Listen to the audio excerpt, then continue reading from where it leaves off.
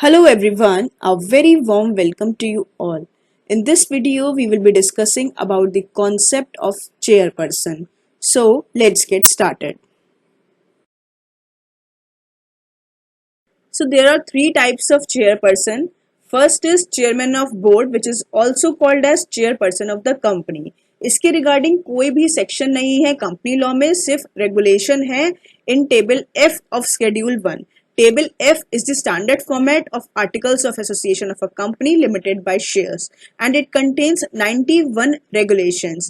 और जो table F का शेड्यूल 1 है, टेबल F ऑफ शेड्यूल 1 की जो रेगुलेशन नंबर 70 क्लॉज 1 है, उसमें चेयरपर्सन ऑफ बोर्ड या चेयरपर्सन ऑफ कंपनी के बारे में मेंशन है.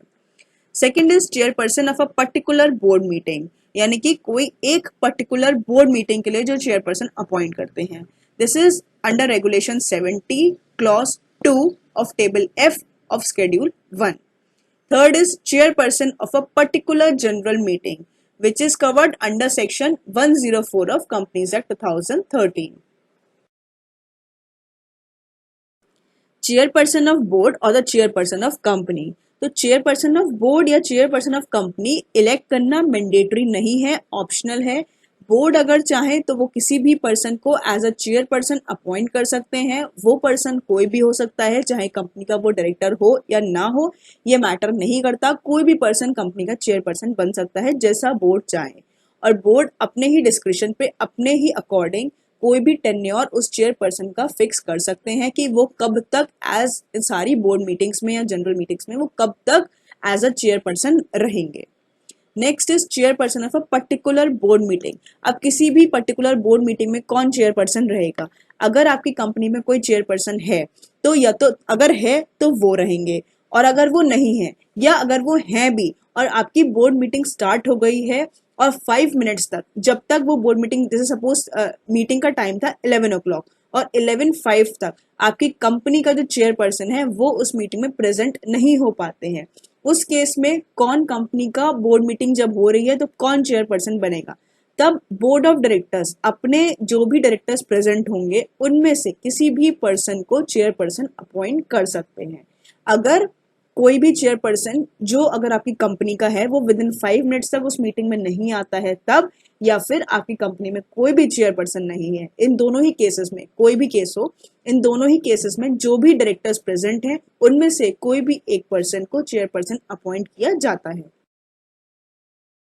Now, chairperson of a particular general meeting as per section 104.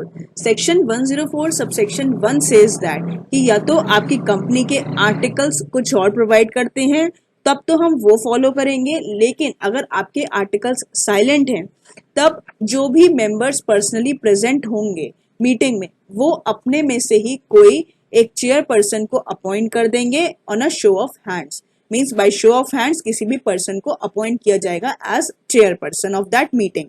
लेकिन अगर पोल डिमांड की जाती है, फॉर एग्जाम्पल जो भी पर्सन शो ऑफ हैंड से अपॉइंट होते हैं एज चेयरपर्सन, उनको सभी मेंबर्स कंसिडर नहीं करते हैं, वो नहीं मतलब नहीं चाहते हैं वो चेयरपर्सन बने, तो और उस केस में अगर कोई पोल डिमांड की जाती है कि पोल से हमारी वोटिंग होगी और फिर चेयरपर्सन को अपॉइंट किया जाएगा, तो उस केस में जो पर्सन शो ऑफ हैंड से अपॉइंट किया गया है वो कब तक मीटिंग का चेयरमैन रहेगा? जब तक पोल ऑफ हैंड से कोई और पर्सन पोल से कोई और पर्सन अपॉइंट नहीं हो जाता.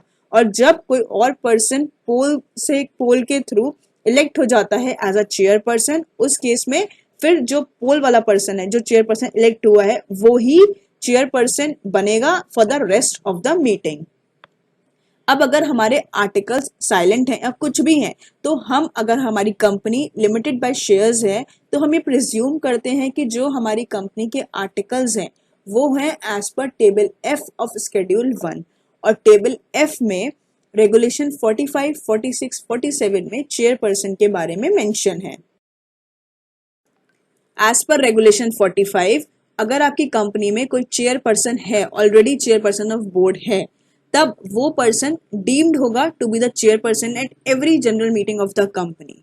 एंड एज पर रेगुलेशन 46, अगर आपकी कंपनी में कोई चेयरपर्सन नहीं है या फिर अगर है लेकिन वो मीटिंग में 15 मिनट्स तक प्रेजेंट नहीं होता है, जनरल मीटिंग के केस में 15 मिनट्स तक और बोर्ड मीटिंग के केस में 5 मिनट्स तक। तो जनरल मीटिंग के केस में अगर आपकी कंपनी में कोई ऑलरेडी एग्जिस्टिंग चेयरपर्सन है लेकिन वो जनरल मीटिंग में नहीं आता है फॉर 15 मिनट्स तक भी, जब से मीटिंग आपकी स्टार्ट हुई है, तब जो मेंबर्स होंगे वो अपने किसी जो भी वहां पे लोग प्रेजेंट हैं, जो भी वहां पे सारे डायरेक्टर्स प्रेजेंट हैं, उनमें से किसी एक पर्सन को चेयरपर्सन अपॉइंट कर देंगे।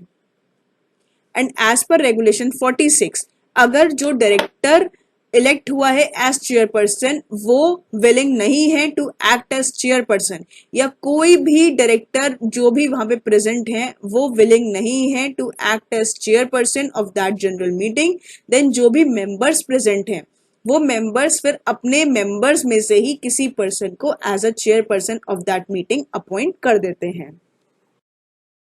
Regulation 49 of Table F is about the chairman power to adjourn the general meeting. तो चेयरमैन किस तरह से किसी भी जनरल मीटिंग को अर्जन करवा सकते हैं।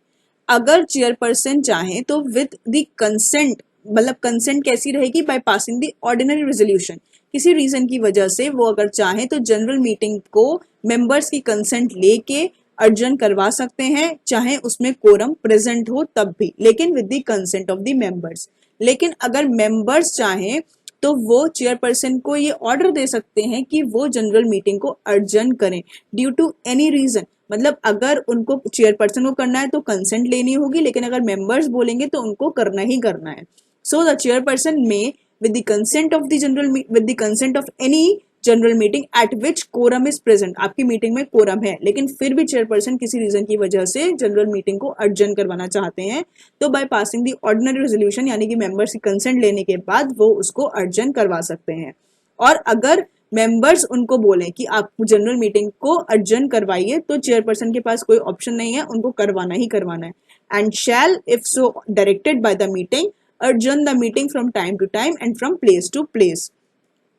Chairperson may also adjourn the meeting in the event of any disorder, मतलब कोई भी मीटिंग में कुछ ऐसी चीज हो गई, कोई डिसऑर्डर हो गया या कुछ ऐसी एक्टिविटी हो गई तो उनको तब भी वो मीटिंग को अर्जन करवा सकते हैं। फॉर एग्जाम्पल बहुत सारे बिजनेस थे जो उनको डिस्कस करने थे लेकिन नहीं कर पाए सारे बिजनेस, या मीटिंग बहुत लंबी चल गई, उस केसेस में भी चेयरपर्सन मीटिंग को अर्जन करवा सकते हैं। नेक्स्ट, अगर आपका कोरम जो था वो नहीं आया तब उस केस में तो meeting shall stand adjourned for want of requisite quorum, अगर कोरम नहीं प्रेजेंट होगी तो मीटिंग आपकी अर्जेंट हो जाएगी।